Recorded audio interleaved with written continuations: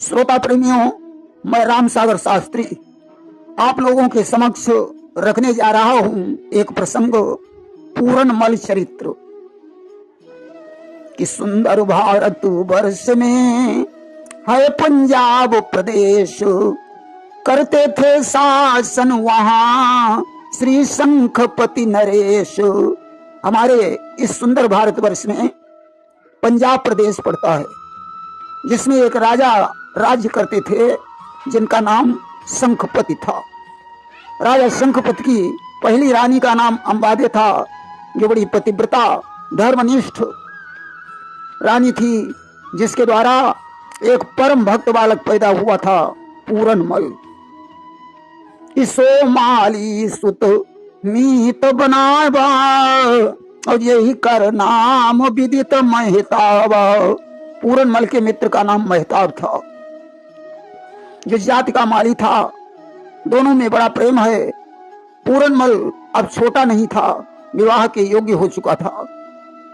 कि एक बार दो मीत सुखारी, और खेल चौपर बिपिन मजारी।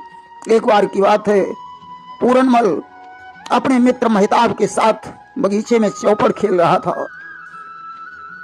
और ये तो भूपति जोरे दरबारा, एक दूत तीन आई जुहारा। और इधर राजा शंखपति ने दरबार जोड़ा।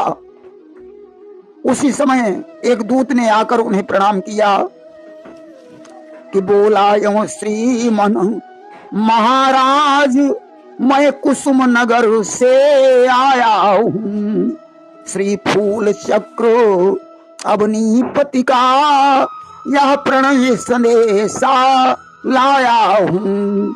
दूत ने कहा, महाराज मैं कुसुम नगर से आया हूँ, जहाँ के राजा फूल चक्र जी हैं, उनकी पुत्री का नाम फूलंदे है।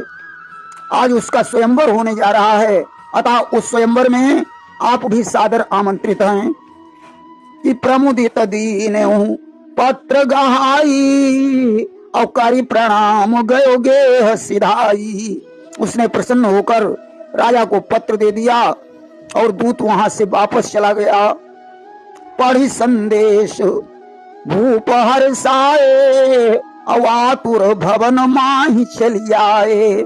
आज संदेश को पढ़कर राजा शंखपति बड़े प्रसन्न हुए, और उन्होंने दरबार समाप्त कर दिया, स्वयंवर में जाने की तैयारी करने लगे। रानी अंबादे ने कहा, नाथ कहाँ को जाने की तैयारी कर रहे हो? शंखपति बोले कि कुसुम राज यहु पत्र पठावा, और सुता स्वयंवर आजु रचावा। राजा फूल चक्र आज अपनी पुत्री का स्वयंवर कर रहे हैं। उन्होंने स्वयंवर में एक शर्त रखी है, क्या? कि बधई मीन कौनहु नर नाहू, फूलंदे संग होई विवाहू। जो टंगी हुई मछली का वध कर देगा, उसी के साथ फूलंदे का विवाह हो जाएगा। और जावत तहाँ विपुल बलवाना, और हम चाहत कर न पयाना। बड़े बड़े बलवान वहां अपनी शक्ति का प्रदर्शन करने के लिए जा रहे हैं, इसलिए मैं भी वहां जाना चाहता हूं। अंबादे ने कहा, नाथ मालूम पड़ता है बुढ़ापे में तुम्हारी बुद्धि खराब हो गई है। कि वृद्ध शरीर भयउ सित केसा, अब रघुवीर ही भजहु नरेशा। शरीर वृद्ध हो चुका है, बाल सफेद हो गए हैं। नाथ यह समय विवाह करने का नहीं, बल्कि भजन करने का है। दूसरी बात यह है कि सौत मौत से भी बुरी है।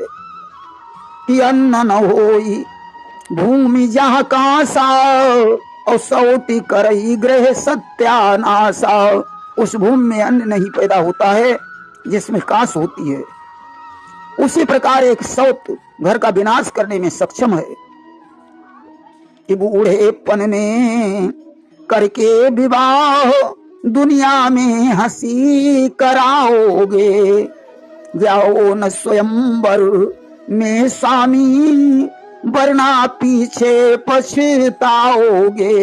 हे नाथ अब तो विवाह करने पर दुनिया वाले तुम्हारी हंसी करेंगे, इसलिए स्वयंवर में मत जाइए, वरना आपको पीछे पछताना पड़ेगा।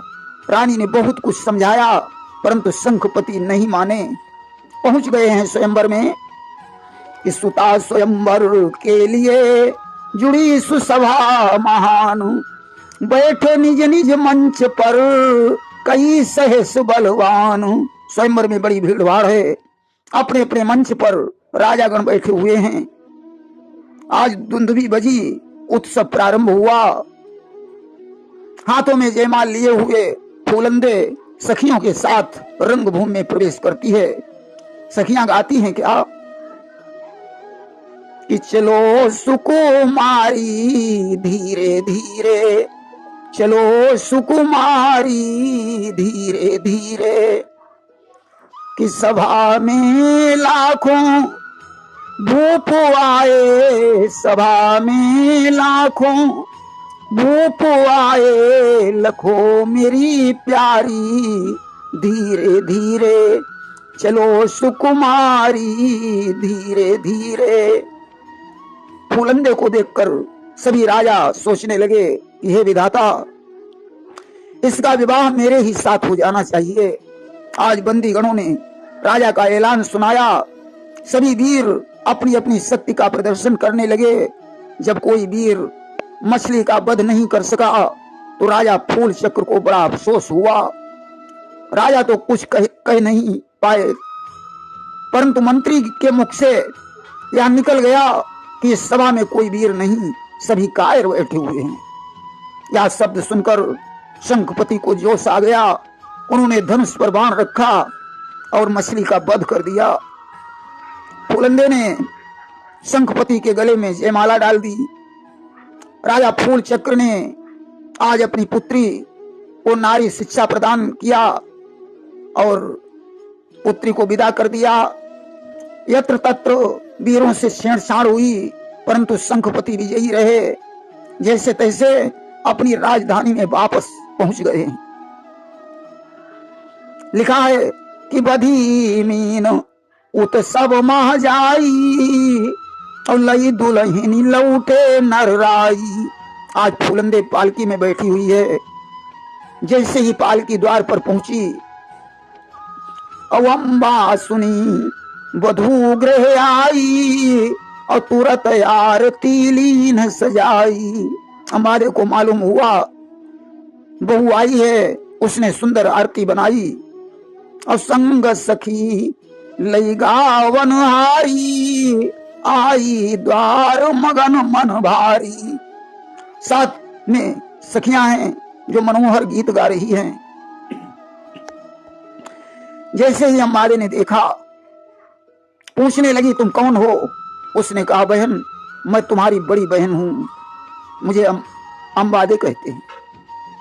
अब तो इसकी भौहों में बल पड़ गया और भ्रकुटी चढ़ाई, कहे वस बचना और हम नहीं राही भूप यही भावना। उसने शंखपति से कहा राजन, मुझे मालूम नहीं था तुम्हारी एक नारी और है। मैं एक साथ एक महल में कदापि नहीं रह सकती हूं। दूसर भवन ले बनवाई, और ना ही तो डोली देऊ फिराई। मेरे लिए दूसरा भवन बनवा दो, अन्यथा मेरी डोली वापस कर दो। आज शंखपति ने सेवकों को दूसरा महल बनाने का आदेश दे दिया। फूलंदे उस महल में चली गई। अब तो राजा शंखपति अपनी पहली रानी को भूल गए। एक दिन की बात है, रानी फूलंदे छत पर खड़ी हुई अपने केसों को सुखा रही थी। बांदी भी उसके पास खड़ी थी। उसी समय पूरनमल घोड़े पर सवार होकर निकला।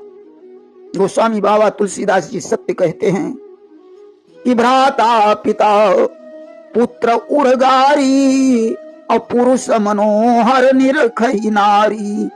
भाई हो, पिता हो अथवा पुत्र हो, स्त्री मनोहर रूप देखती है। आज जैसे इसने पूरनमल को देखा, अस्तु हुआ क्या कि जासु स्वरूप लखो सुकुमारी, और चुभी सूल सम सुरति करारी।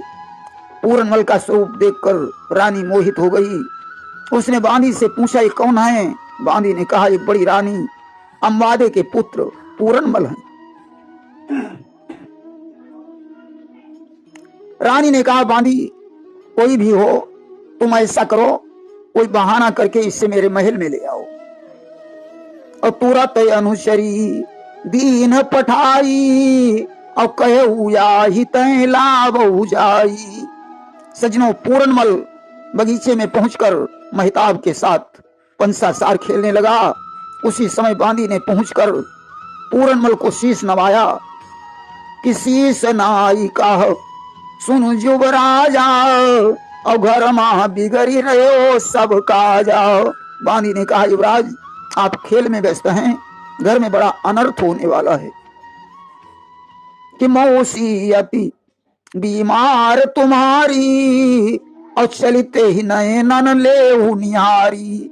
तुम्हारी मौसी बड़ी बीमार है, उसका बचना मुश्किल है, शीघ्र चलो वरना मौसी संसार छोड़कर चली जाएगी, वो तुम्हें ही बुला रही है। पूरनमल ने चौसर खेलना बंद कर दिया। ज्यों ही चलने के लिए तत्पर हुआ, आज सामने से छींक हुई, म्यान से तलवार गिर गई। महताब ने रोका परंतु वो नहीं माना। पहुंच गया है मौसी के महल में, देखा मौसी बिल्कुल ठीक ठाक है। पूरन को देखकर मौसी ने मुस्कुराकर कहा, युवराज मुझे अपने चरणों की दासी बना लीजिए। पूरन ने कहा, मौसी मालूम पड़ता है तुम्हारी बुद्धि खराब हो गई है। वहां से भागने ही वाला था कि यह कहे पूरनमल हुआ चलने को तैयार, बढ़कर छीनी नारी ने फेंटा और कटार। रानी ने उसकी फेंटा कटार छीन ली। पूरन वापस चला गया और इधर रानी ने त्रिया चरित्र फैला दिया। इस सब वस्त्र कर दिए तार तार, सर से सारी सरकाई है, आभूषण गहने फेंक दिए लट मिट्टी में लपटाई है। रानी ने वस्त्र फाड़ डाले, आभूषण गहने उतार कर फेंक दिए, बालों को खोल डाला, कोप भवन में लेटी हुई है। शंखपति को जब बांदी बुलाने गई, महाराज ने जाकर रानी की दशा देखी। आज कहने लगे कि रानी रानी हैं ये क्या, बोलो तो आज ढंग कैसा, और क्यों सूरजमुखी झुकी सी है, पूनों का आज चंद कैसा। रानी ने कहा कि कामी अंधे पुत्र ने सतपन दिया बिगाड़, ना मानो तो देख लो फेंटा और कटार। तुम्हारे पुत्र ने हमारे सतीत्व को नष्ट कर दिया है। राजा ने कहा, भले ही सूर्य पूरब के बजाय पश्चिम में निकले, सजनों गंगा की धार पलट जाए, मगर मेरा पुत्र ऐसा कभी नहीं कर सकता है। रानी ने कहा, महाराज कि तुम सच्चे और कुमार सच्चा, सब झूठी बात हमारी है, तो देखो गौर करो स्वामी, किसकी यह फेंट कटारी है। अगर मैं झूठ बोल रही हूं तो इस फेंटा कटार को गौर से देखो, यह किसकी है। तुलसीदास जी ने सत्य कहा है कि काहन पावक जारि सक, कान समुद्र समाई, कान करे अबला प्रबल, यही जग काल न खाई। आज राजा को विश्वास हो गया, जल्लादों को बुलाया और कहा, ले जाओ पूरनमल की आंखें निकाल कर इसे फांसी पर लटका दो। आज सारी जनता अंबारे के सहित विलाप कर रही है। फांसी पर झूला कुमार, उड़े पखेरू प्राण, नयन खींच कर चल दिए बेकनास बेईमान। जल्लादों ने पूरनमल को फांसी पर लटका दिया। उसकी दोनों आंखें निकाल ली कि बेकना से बेईमान लाश को घेरे में डारी, लाए नयन निकाल खुशी भई फूलंदे नारी। जल्लादों ने उसकी लाश को घेरे में डाल दिया और नयन निकाल कर फूलंदे के हाथों में दे दिए। रानी बड़ी प्रसन्न हुई कि नयन तलवों से कुचल दिए, अंबादे महताब रोए कर गम के अश्रु पिए। उसने पैरों से नेत्रों को कुचल डाला। अंबादे और महताब दोनों बड़े गमगीन हैं। इधर तो सजनों सभी प्रजा विलाप कर रही है और उधर क्या हुआ कि उधर गुरु गोरख जी आए, अवघर लाश निकाल सामने गोरख के लाए। गुरु गोरखनाथ अपने शिष्य अवघड़ के साथ उस घेरे के पास पहुंचे। अवघड़ ने लाश को देखकर पहचान लिया, ये पूरनमल की लाश है। गुरु जी के पास उठा लाया। योग से जान गए ज्ञानी, बड़ी अभागिनी नारी भई है फूलंदे रानी। योग से गोरखनाथ ने सारा रहस्य जान लिया और निरंजन अलख कहा मुख से, डाल विभूति शीघ्र जिलाया पूरन को अमृत से। अलख निरंजन कहकर गोरखनाथ ने पूरनमल के मुख में विभूति डाल दी। पूरनमल जिंदा हो गया। आज सांत्वना देकर गोरखनाथ जी पूरनमल को अपने साथ में लेकर चले गए। इस संग ही ले गए तपधारी, एक ब्याह के बाद लाइए मत दूजी नारी। इसीलिए कहा गया है कि एक नारी के होते हुए दूसरा विवाह नहीं करना चाहिए। प्रेम से बोलिए वृंदावन बिहारी लाल की जय।